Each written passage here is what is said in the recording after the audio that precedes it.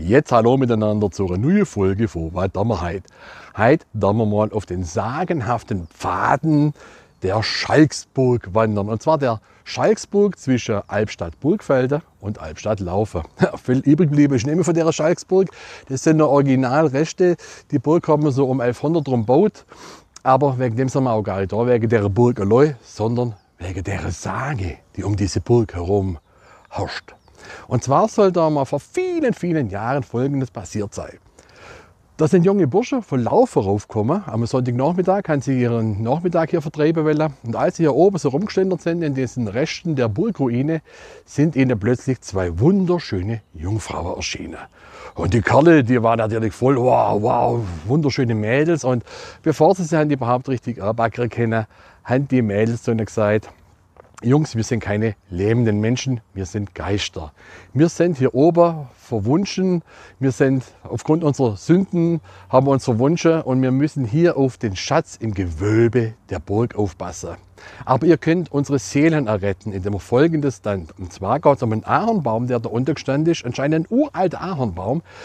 Der war laut der Sage gefürchtet von der Leute drumherum, wo hier gewohnt hat, Laufer, Burgfelde aus der Gegend.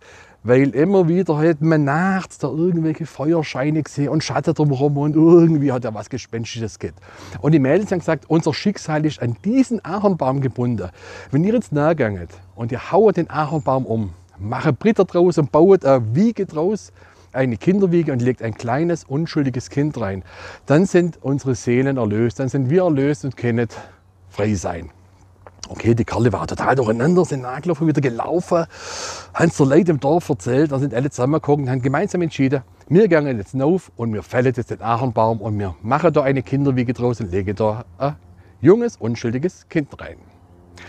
Dann haben sie das gemacht und am Abend waren sie fertig, und als sie dieses unschuldige Kind dann eingelegt haben in diese neue Wiege aus dem Ahornbaum, dann haben wir gesehen, wie auf einmal ein Feuerschein im Himmel ist, und man hat gesehen, wie diese Mädels im hellen Licht, diese Geister Richtung Himmel geflogen sind und befreit waren. Und den Burschen, die dieses alles da zur Verantwortung gehabt haben und diesen Geistern geholfen haben, den verwunschenen Jungfrauen, denen ging es anscheinend ein Leben lang wunderbar.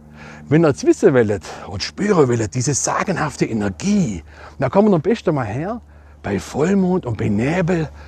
Und vielleicht, wenn ihr sensibel sind, spürt ihr diese sagenhafte Energie und die Energie dieser Geister oder dieses ganzen Berges. Und wenn nicht, wenn euch das gar nicht interessiert, dann kommt drauf. Ich zeige euch gleich noch mal ein paar Ausschnitte von einer wunderschönen Landschaft, einem wunderschönen Ausblick. Einer dieser unzähligen wunderschönen Ausblicke, den man von da oben hat, das ist da unten Richtung Balingen. Und jetzt zeige ich euch noch einen Ausschnitt vom Ausblick runter Richtung Albstadt-Laufen, da wo die besagten Bursche damals herkommen sind.